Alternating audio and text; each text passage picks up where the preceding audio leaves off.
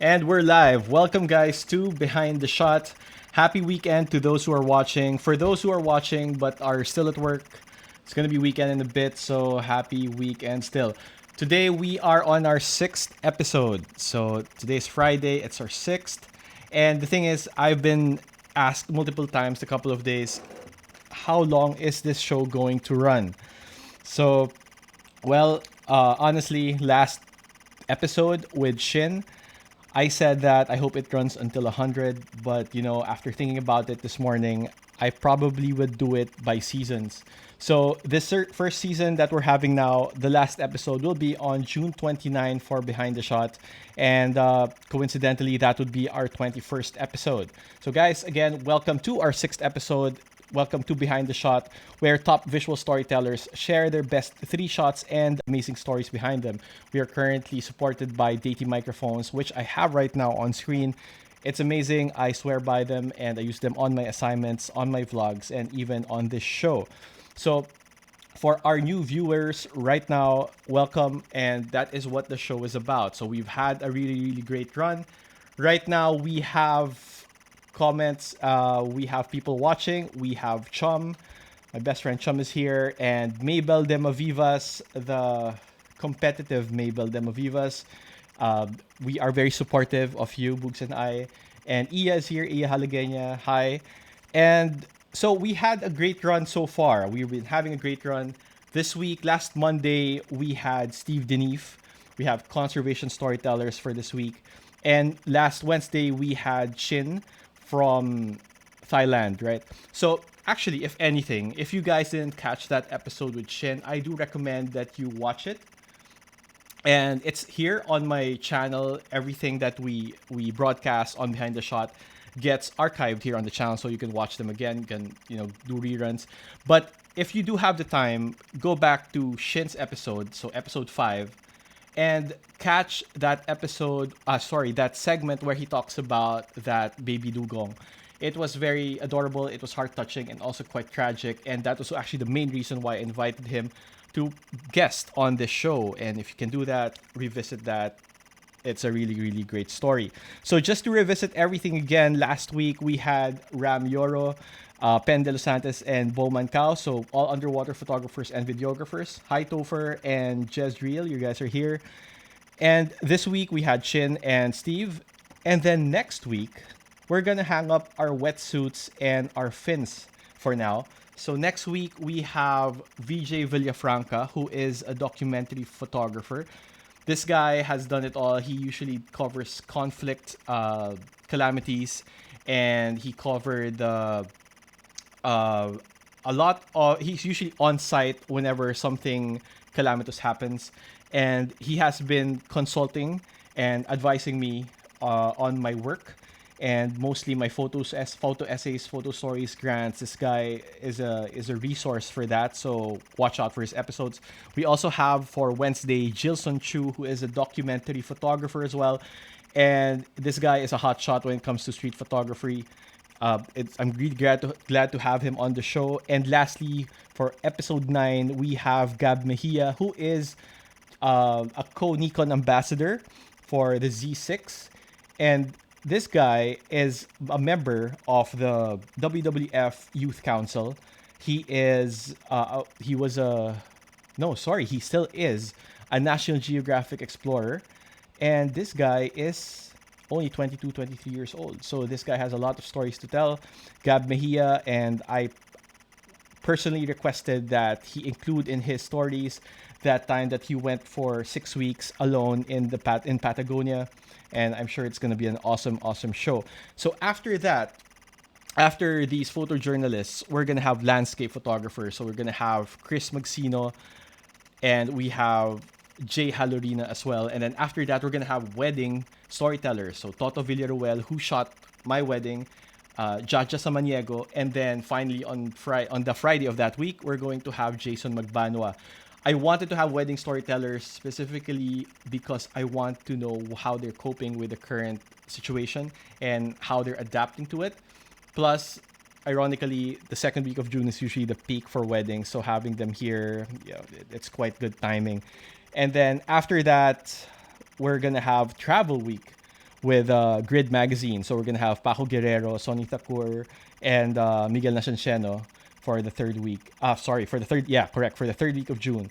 And for the last 4 episodes, I'll keep that close to my chest and reveal that when we're closer to those dates. But June 29 would be the last day of the show. So for you guys who are clueless as to who is hosting the show, my name is Noel Guevara. I'm a conservation, adventure, and wildlife photographer and filmmaker. And if you want some context of my work, visit my Instagram, Noel Guevara Photo, found right there. And Behind the Shot is one of the shows that I have on my vlog here on YouTube. So that's my primary platform. I also have Hammerhead Gearhead gear reviews. I also have travel shows, tutorials, instructionals, and of course documentaries that are supposed to come out when I hit 1,000 subscribers. So if you guys are here and you like what you're seeing or like what you will probably see, please do like this video, subscribe, and hit that notification bell. It helps me a lot in terms of supporting the content that I'm about to produce or are producing. Right.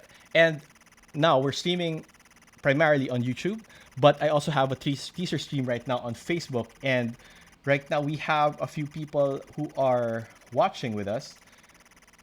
You have Pen de los Santos, Avic, Roxy Agbayani, and yeah, it's a full house for our guest for today. But before the third video, today we're showing videos. Before the third video, we're gonna cut the stream so that everyone can transition and move on to YouTube.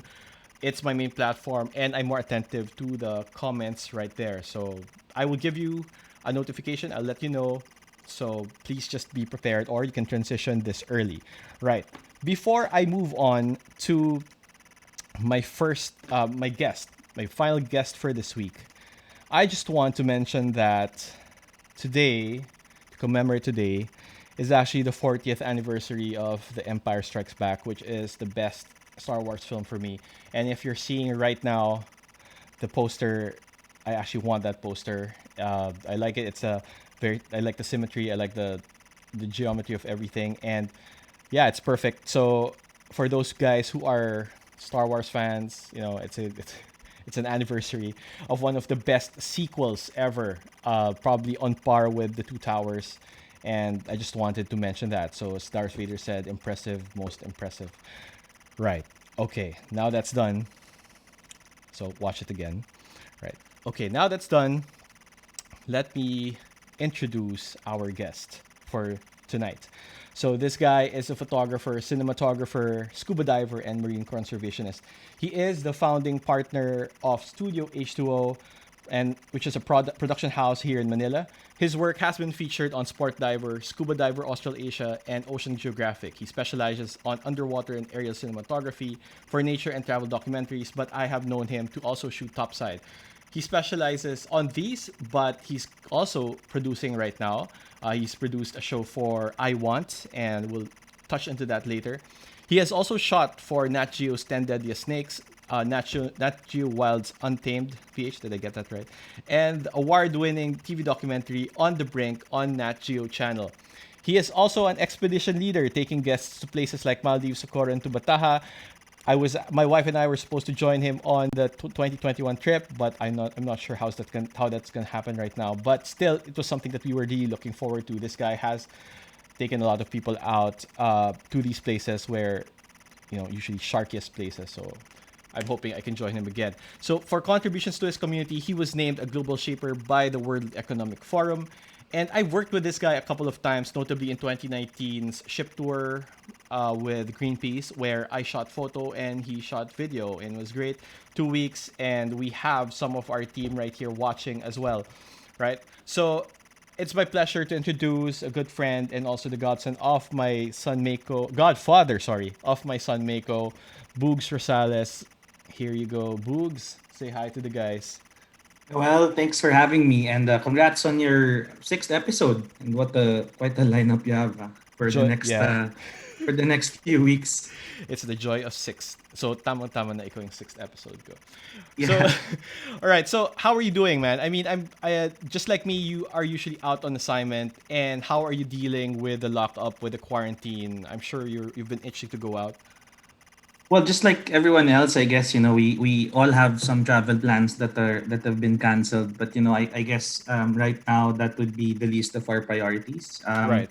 It would be nice, to get back out there, but I think the best thing to do now is wait it out and really just stay safe in Right. the meantime. And yeah, I hope everyone who's watching right now in their homes are all safe, all in their homes, hopefully as well. And Um, I'm sure your gear is gathering dust just like mine. yes, gathering dust and showing some signs of salt buildup. Okay. So they can hear us. Yeah. Awesome. Okay. Sorry about that, guys. It's been a an enduring struggle with Zoom. Zoom has been very flaky and been very particular about how streaming software actually integrates with it. So there have been a lot of hurdles that we had to kind of have a backdoor solution. So you know what? Just to make up for lost time, we can get started with our first video. So it's gonna be all videos today, and what we're going to do is we're gonna play the video first, and then we'll just keep quiet, and then after that we'll playing it again without sound, and then Boogs and I will be doing a commentary. Well, he will be doing a commentary, and I'll be asking questions. So Boogs, can you set up this video, this first video, for everyone? So what we're gonna see is basically the expeditions that I had the opportunity to lead for the past 2 years. It's a combination from So different Boogs, trips in Fiji and in Mexico. In Mexico, there's a number of places here that are included, like Socorro, which is an island chain somewhere in the middle of the Pacific. And there's Guadalupe Island and La Paz as well, which is also off the coast of Baja California. So enjoy. okay, all right, let's do it.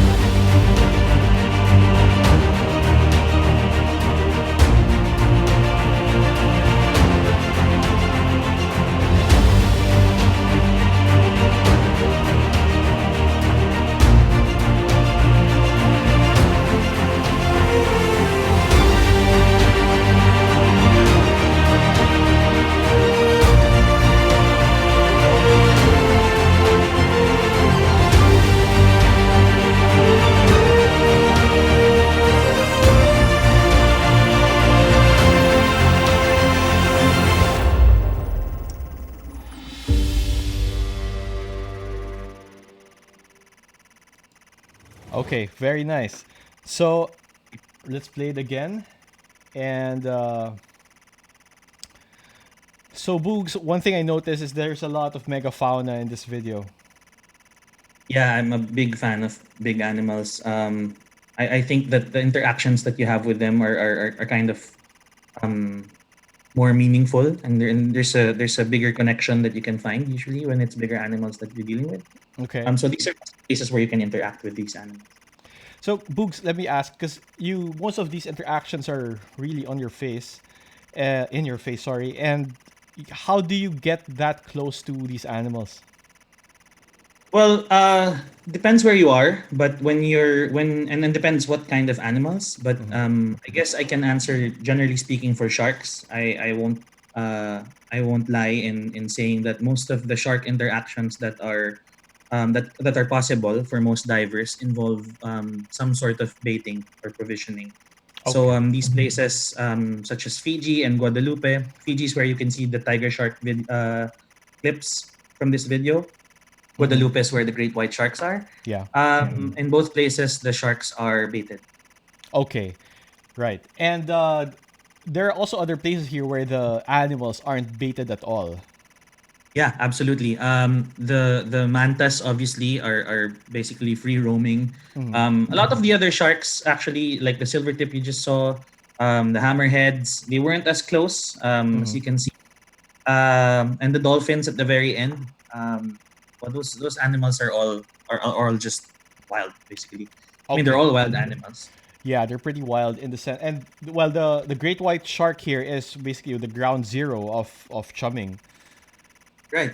Yeah. So that happens while you're behind the cage, and Mm-hmm. then there's what you call a shark wrangler, who's on a platform above the surface on the boat, Mm-hmm. who basically tosses a chunk of tuna and kind of wrangles the shark. This is a very impressive reel, Boogs. How many years did it take you to compile all of these clips? Well, thank you. This is only maybe 3 or 4 trips actually. So in the span Wow. of 2 years. Okay, you are quite the So this is expedition fairly leader, huh? recent.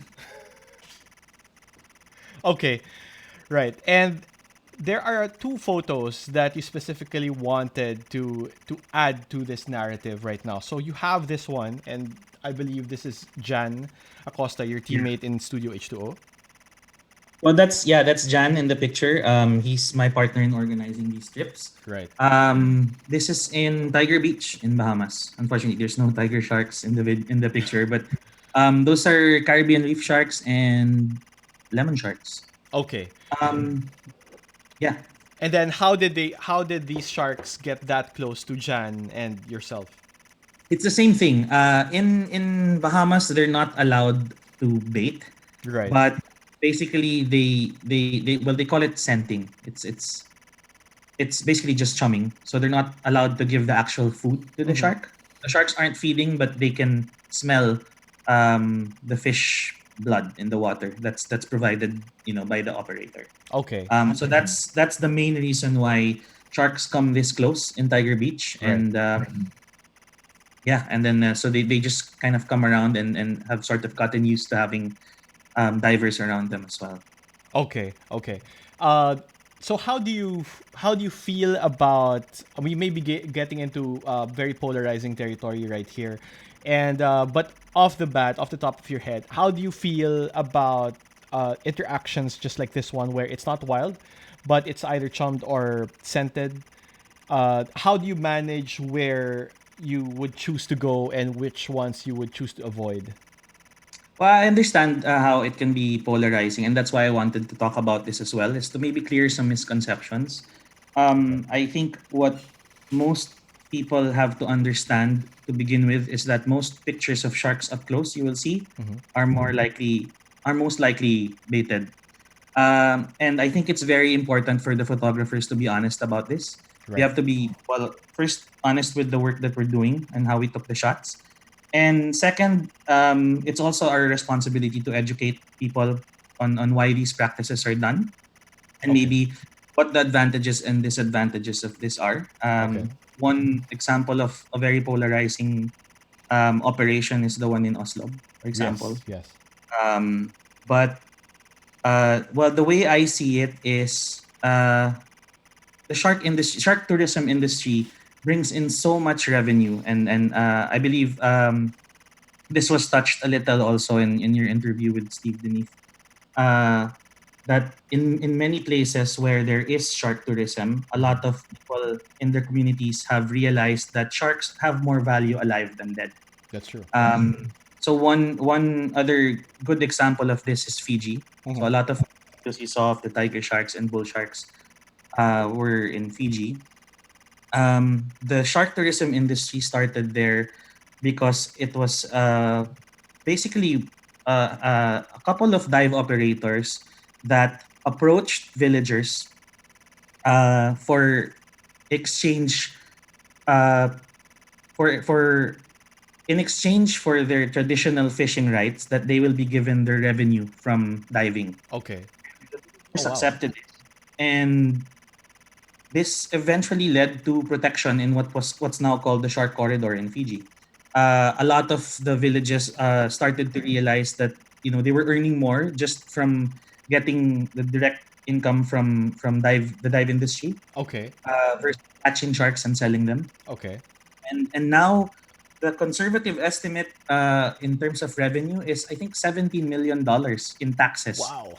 That's a lot. Uh, if just for shark diving alone, and $4 million of that um, directly goes to the communities. So it's supporting a lot of communities, this industry. And what that has led to is protection, overall protection of sharks in Fiji. It's not a perfect plan, but it seems to be working. Yeah. Uh, Sharks are still hunted in Fiji, unfortunately, but it's mainly the dive operations now that are kind of on the lookout for poachers. Okay, it's a Uh, community thing.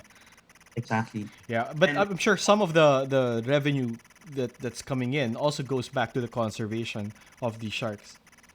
oh yeah, absolutely, absolutely. A lot of the funding goes into research of the sharks as well. For example, in Guadalupe, it's the only place where white sharks can be studied up close, really. So a lot of the revenue from the tourism industry supports research, Okay, and and of course understanding migration patterns and behaviors of these sharks helps in their conservation as well. that's true. And you have this other photo right here. Uh, what is happening in this photo?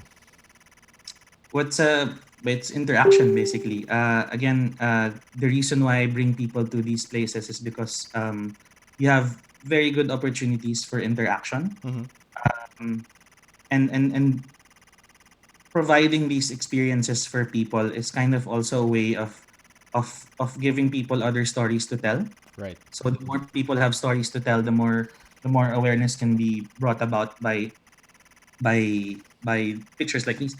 And what what happened here was we had this is an oceanic manta. This is not the regular reef manta that you see in Tubataha or locally most of the time. Yeah, this is huge. These guys are huge. They can have up to 6 meter wingspans. Wow. And Okay. in a place called Socorro Island, or the correct term is the Revilla Hejedos, you can encounter these mantas. It's there's a lot of seamounts in the area, so they spend a lot of time there getting clean, and they have developed an interest for divers.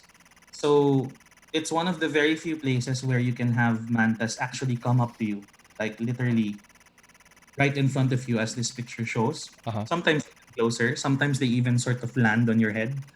Okay. Um, just out of I can't explain it other than it's just sheer curiosity. And and you can see that they share the same curiosity as you. And with this particular encounter, we had this particular manta with us for the entire dive, basically. And Wow. it was just circling and circling around us until we actually left the site. We were on our safety stop going back to our skiff. Uh huh. And while we were climbing our boat, she was just underneath. You could see her giant shadow underneath our Wow. boat, kind So of you don't waiting. have to chase her at all. Oh, no. Well, the idea in these places is to not chase Right. so that these interactions happen. As soon as you start chasing them, I guess it's the same for people. Right. You start chasing them, they'll kind of go away. Right. But if you just play it cool, they'll approach you eventually. Okay.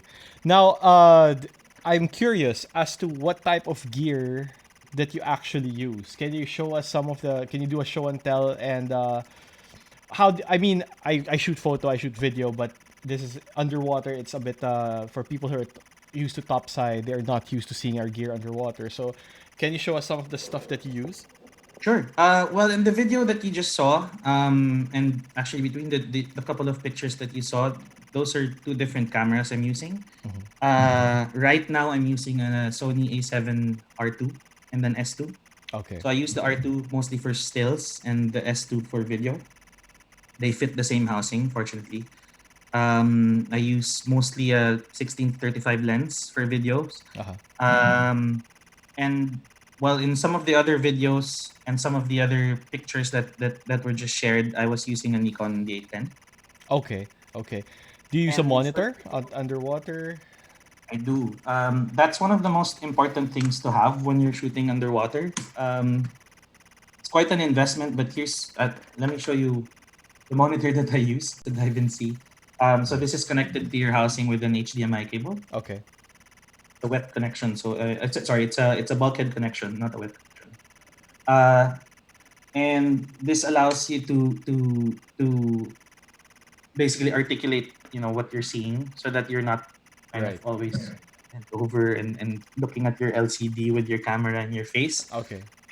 I think one of the reasons why that's very important for me is because kind of allows you to also be in the moment. I think Yeah. one of the problems that we have as photographers is when your face is right in your viewfinder, you kind of get lost in the moment, and just the moment becomes just through your viewfinder, Yeah. basically. So this allows you to still be there and present and aware, which is very important when you're dealing with large animals, is to still be there and actually, enjoy the interaction. I mean, they're interacting with you, not the camera. That's true. That's true.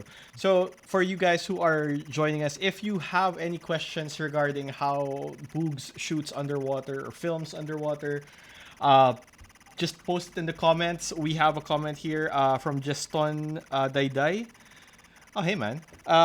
Team MTD Dive Shop from Malapasco Island is watching Sir Boogs and Sir Noel. He said Sir Boogs, but I think he means Sir Boogs as well. So, Good to hear from you, just yeah, hey guys. And of course, Jan is watching, Jan Acosta, and Yan. my partner in crime, Wawi Wong, is in the house as well. Bowman Cow is asking, hey Boogs, where did you get a haircut? It's home service. Home sir. Okay, so we just finished the first video of for behind the shot. We are sponsored by Deity microphones. Again, if you have any questions, please just leave them in the comments. Actually, even then, if you are watching, just let us know actually where you're coming from, where you're watching us from. It's good to know. I know Boogs and I have fans all over the world, so we just want to know which chapter you guys are from, so so we can say hi appropriately. Give shout outs across Of the world. course. And if you like what you're seeing right now, the Boogs work, please visit his Instagram, Boogs Rosales. And he has a lot of work there. He also has a Vimeo account. And I've been telling him for the longest time to please have your own extension URL. But so I couldn't put it here because it's a bit too long. But just search for Boogs Rosales on Vimeo and you'll find his videos there. If you also want I'll to see do my that. work, you can also check out Noel Guevara Photo. So yeah, we have Roxy Agbayani here as well. And okay, I think it's time to move on to the next video. So, Boogs, again, set this up for us. Let us know what we're going to see. What we're gonna see is a personal project of mine. I was filming turtle hatchlings in this place called Dahican Beach in Mati, Davao. Okay. This was part of a documentary that I'm working on called The Lost Years, Okay. about the life cycle of turtles and the plight that they face in their life cycles. Okay. Sorry, I have to cut this short a bit, but we have two questions right now that are a bit relevant to the previous video. From Chum, how do you keep the video still underwater? I imagine that the waves or the currents make it very challenging to film. Yeah, that's quite a challenge sometimes. Well, for video shooters, one of the most important things is to make sure that your camera is properly weighted. So there's so many ways for you to add ballast to your camera, meaning you can add floats. Make sure that your camera is as neutral as possible. Mine's still a bit negative, so it's a bit heavy, which works when you're kind of on the seafloor. Um, uh, but yeah, so number one is make sure that you have good ballast with your underwater setup. And I think more importantly, which is something that a lot of photographers, underwater photographers, agree with, is that it's very, very, very important to make sure that your buoyancy is perfect, Right. as or close to perfect as can be before you Okay. even hold the camera. Okay. It not only disturbs wildlife when you're flailing about, it also makes it more difficult to keep your hand steady. I'm sure. So if you want to take underwater videos, it's best to kind of always learn how to make sure that your buoyancy is as good as possible. And I think one good analogy is like if you're taking a camera underwater before you learn how to perfect your buoyancy, it's like going on a hike before learning how to walk. Ah, very So good it's kind of analogy. I get it. it's I pretty get it now. essential. Okay, very quick answer from you, Boogs. From Mabel Demavivas. If you can only choose one for the whole trip, would you shoot video or photo for Socorro? That's something I get asked about a lot. Again, my my the easiest way to answer that is you have to commit, which is I think already implied in the question. You have to commit to just either photo or video and never do a mix of both. Yeah, Otherwise, you'll end up with kind of mediocre photos and video. right. Um, for Socorro, if you will only have a chance to go there once, it really depends on you. But I myself prefer taking video now lately. I Yeah, think it's especially with the kind of encounters that you have there, it's easier to convey those encounters um, in moving images yeah. rather than With just motion, pictures. right. Of course, you can. It's just more challenging. So kind of cheating when you can do video actually. Okay. All right. So we have so hi Boogs from the Gold Coast, and okay. So Yeah. Rhiannon, yeah, she asked a question, but I think I will post this after we play this video because this may require a longer answer. Okay. So let's play first the documentary for the Hikan.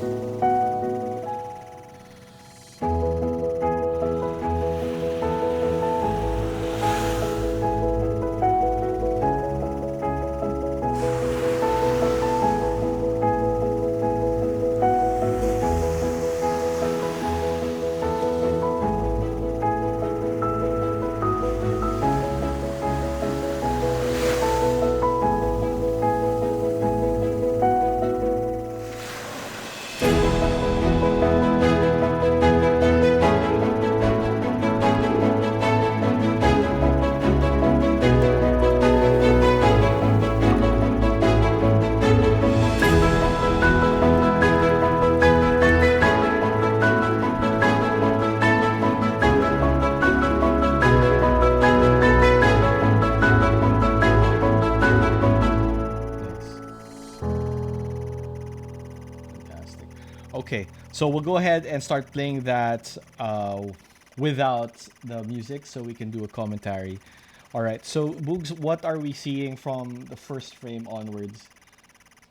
So these are olive ridley turtles, Okay. hatchlings.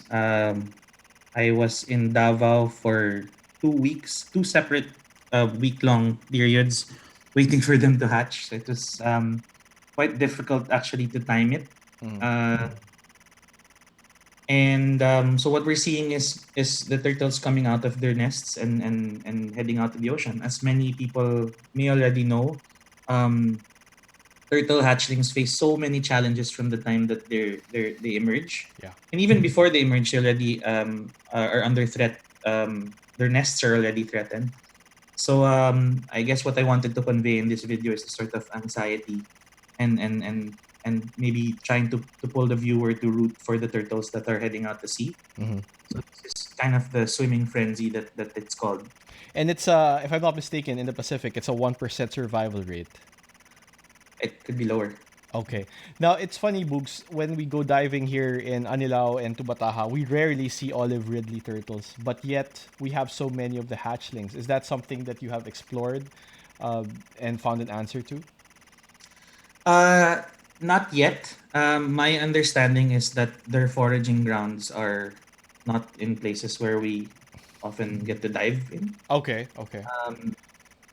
So the difference between turtles mainly is that they have different diets as well. So depending on their diet, you can find them in different places where they can forage. So like for example, hawksbill turtles are more carnivorous. So they kind of feed on um, almost everything. Whereas green sea turtles feed mostly on grass, so you can Right. mostly find them in seagrass beds. Okay. And you have leatherbacks that feed mostly on jellyfish. Okay. Okay. So I'm not quite sure what the olive ridleys feed on, but I am assuming it's not seagrass. Okay. Now you have two photos here that you also wanted to show, and I think it's great that you volunteered these. What are these? These are the olive ridleys, right? So this was what you saw in the first scene. Mm-hmm. This is how they look like before they hatch, or rather before they emerge. So what happens is when they're about to hatch, they're underground, they're under the sand, and then when the temperature and the conditions are right, they hatch underneath the ground still, Okay. and then they're basically kind of curled up in balls inside the eggs. Right. So their bodies are all kind of contorted to fit the egg. So as Okay. soon as they start hatching, they start stretching their bodies. Okay. So while they stretch their bodies, they kind of brush up against each other and slowly rise in the sand. So the Okay. first thing you see is actually their heads peering out. Okay. And in this case, there was a whole bunch of them that were ready to hatch. But actually before the time that they actually are ready to come out, when you see them like this, it can take days. Wow. Okay. When you see them like this, it doesn't mean that you're gonna see them hatch or start crawling in the afternoon. So it's a quite the waiting game, Okay. waiting for them to start moving. Okay. And then the next photo is, yeah, they're a bit more emerged. Yeah, you can see here. You can see already a portion of the eggshell Mm-hmm. in the middle turtle. And you can see another head coming out right behind it. So there's a whole bunch of them. There were at least, I think, the time that I visited, I think we were expecting about 600 hatchlings. 600 hatchlings, and And then at this it's a one beach in percent Bali, it's survival rate. special because, um, well, 5 out of 7 turtle species we can find in the Philippines, Mm-hmm. and 3 out of those 5 can be found in this beach alone. Three of those five.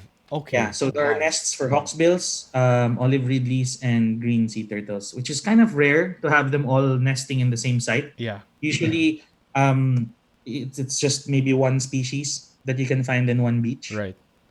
But this is one of those places where you can find more than one. Okay, Boogs. How about, so you're saying how is this area protected?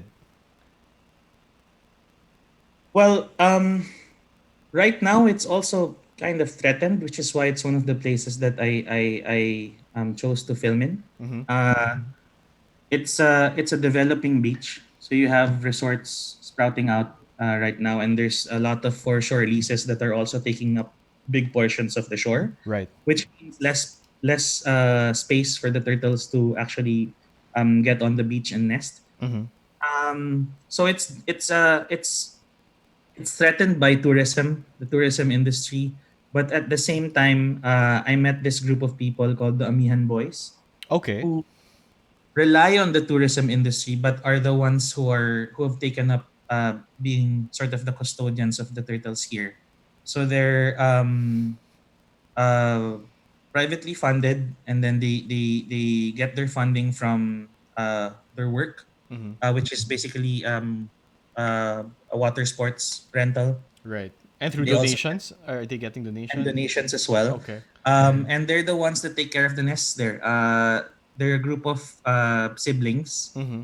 Wow. So Okay. there's June and Winston Plaza, who are the sort of the ones leading the project, Mm-hmm. and they're the ones taking care of the nests and learning as much as they can with the help of one of our foremost turtle conservationists, Romy Trono. Oh, Tito Romy. Okay.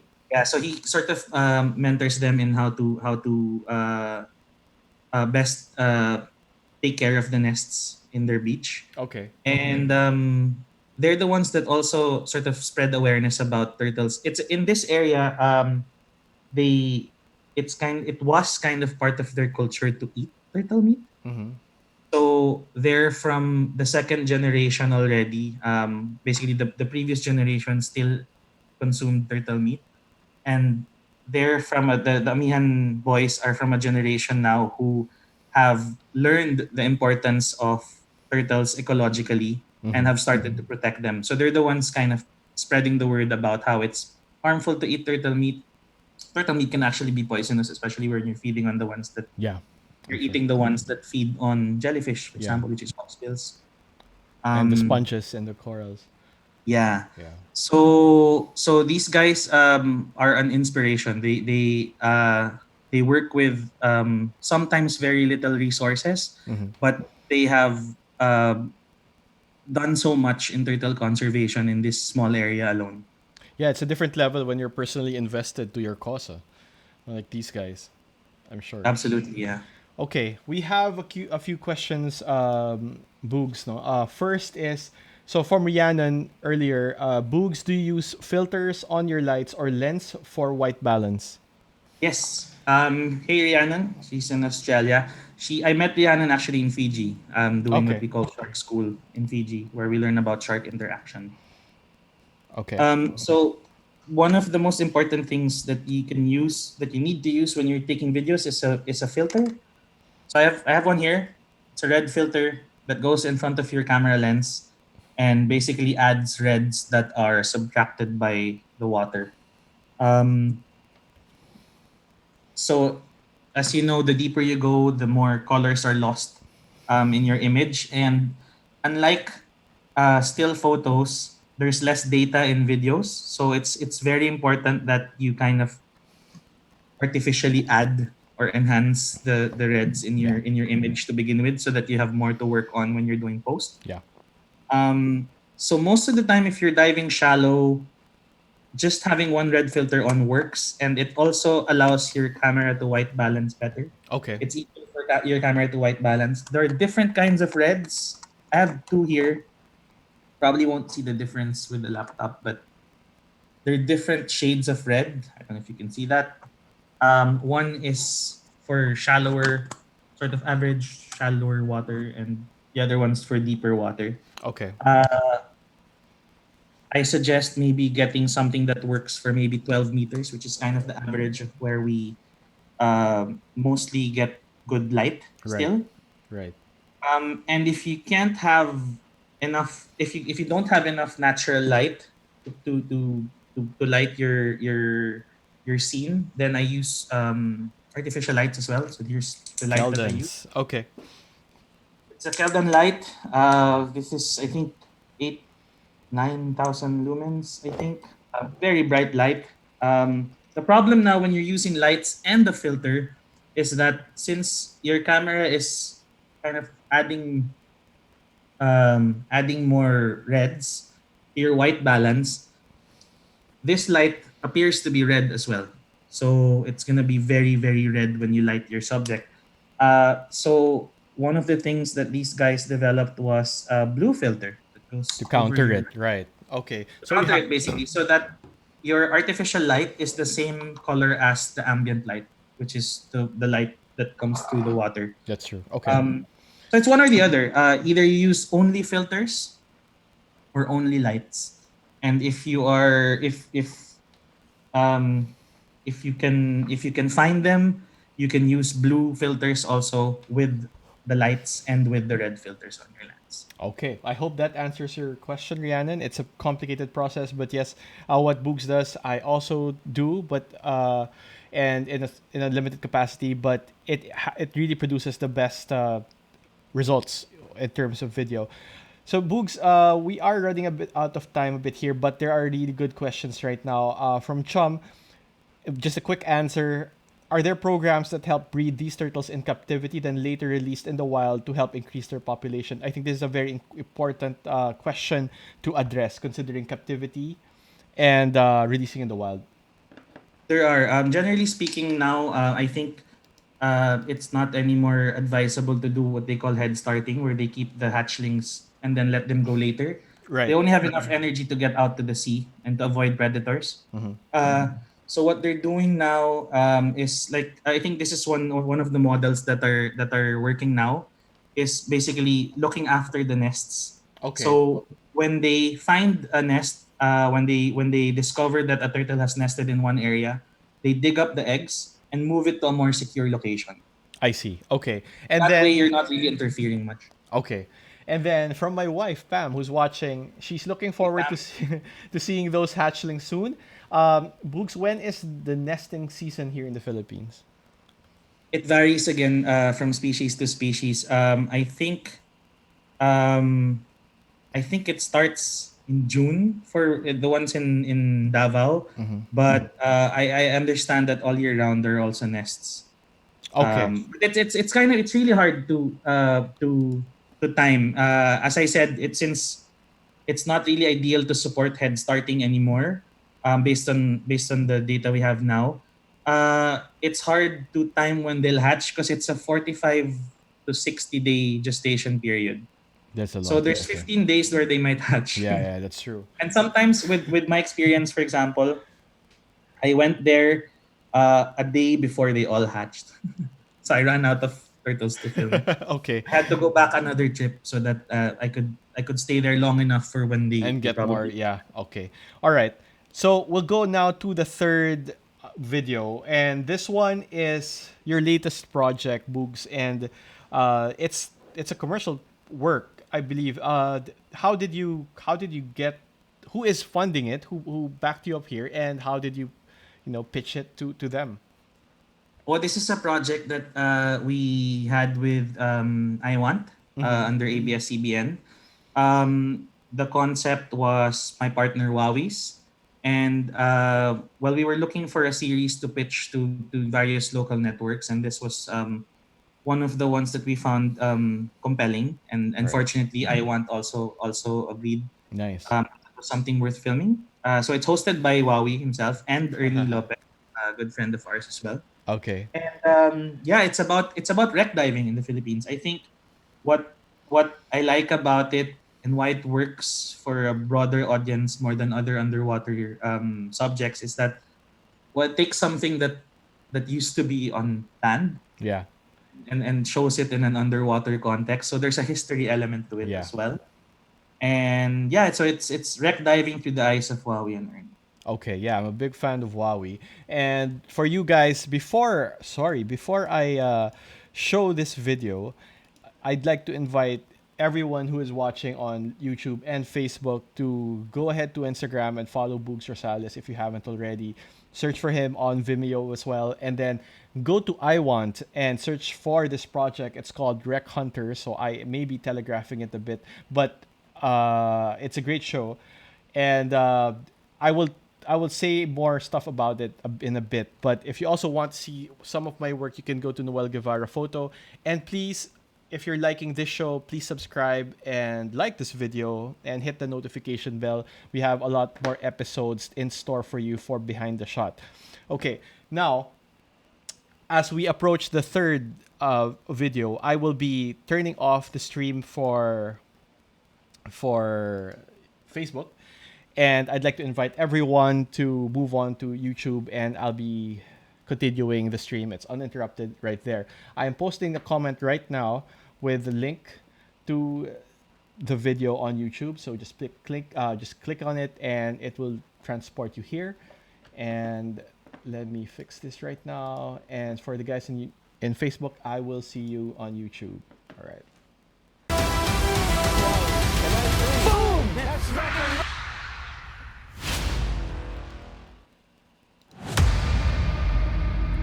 Okay, pretty cool. So, Boogs, I watched the first episode with Daddy Laot, and I was honestly surprised that it.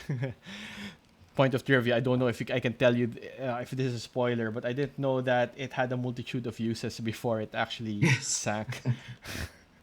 So, yeah, can you indulge me if I can ask you? Is it true in the video when they said that it used to be sort of a drug den? Yeah, so it used to be that used to be a front for that, but that was before it was shipped to the Philippines. So I believe that was still abroad. Okay. And then it was moved here and it was converted into a resort. Sa Saratoga, the LST, which is a landing ship tank, and separated them into two episodes as well. Since they were kind of far from each other. The first one, which is Advanced tech. Do you have to be an advanced tech diver? Well, we didn't go that far into the areas where you're not supposed to be. Okay. Or Wowies, and we have Jan coming in for a lot. Well, It that's was it was it was fun. It down. So the lockdown was imposed literally 2 days after the last shoot day. wow. Question. How much research goes into this show? Well, kind of budget who know about the places that we're gonna explore. Okay. All right. So, my it's funny, Boogs, my streaming panel on YouTube actually froze, and I thought for the longest time we only had like 2 or 3 viewers, but apparently we have so much more times 10 of that. Wow. Yeah, so I had to reload it on YouTube. So you were quite a superstar today. So guys, to those who are watching again, please visit Instagram. Boogs on Instagram and follow him there, and then also please okay, and then also please visit Studio H2O. Also, do you have a site? Do you have a page? We're on Facebook, Okay, so we post some updates there about our work. okay, and then let me. All right, okay, and then we will end this show in a bit. Okay, there you go. Okay, and then if you guys are interested also in checking out my work, you can head over to Noel Guevara Photo, and it's on Instagram. You can follow me there and check out my work. Now, we will be ending the show. And Books, do you have any other projects that you want to mention to everyone? Well, I'll be keeping everyone posted on the documentary about turtles. Hopefully when everything's kind of normal again, you can start filming again. Hopefully, the networks that have expressed interest in taking it on are still willing to work on it when everything's ready. But yeah, I think that's kind of what I'm mainly working on nowadays. And then and of course there's Rec Hunters on iWant, so I hope more people can see it. So just Right. download the app and then look for Rec Hunters. Okay, great. All right. So for you guys there, Boogs, if you want, you can say goodbye to the people who are watching. And oh, there we go. We popped it. So we were actually blocked for like a few minutes, Boogs, Yeah, because of copyright issues. I think for iWant, I think they really? were holding on to something. Yeah, but now we're back online. So, Okay. huh, interesting. Okay, so there you go. So again, for those of you That who was are shared with watching, their permission. we can attest that we can contest that later on. So again, visit Boogs Rosales on Instagram and also on Vimeo. You can also check out my work on Instagram as well. So Boogs, I'll give you the floor. You can say goodbye to the guys who are watching, or if you have projects that you want to bring up again. Yeah, well, thanks so much for watching, guys. For those of you who were supposed to be part of our upcoming trips, I will keep you posted as soon as we have more information as to when we can travel again. In the meantime, you guys keep safe and thanks for watching. And there's a Paulo Fernandez who says, "I love you, Boogs." So what a good Love you, pal. ending. Yeah. Yes, Roxanne, that's what happened. So apparently, this is the struggle that we have right now when we play video and audio. Uh, if you play it long enough, right, and you loop it long enough, YouTube starts to detect and recognize the footage, and it blocks it if the video is not whitelisted. So since we don't have the time and effort, and we don't want to do that for this one, we couldn't avoid it. But at least we're back. So and Boogs was able to say goodbye. So Boogs, stay on Zoom. I'll come back to you. I will just close the show. So just give me a All few right. minutes. All right. So bye, Boogs. Thanks so much, Noel. Thanks, Boogs.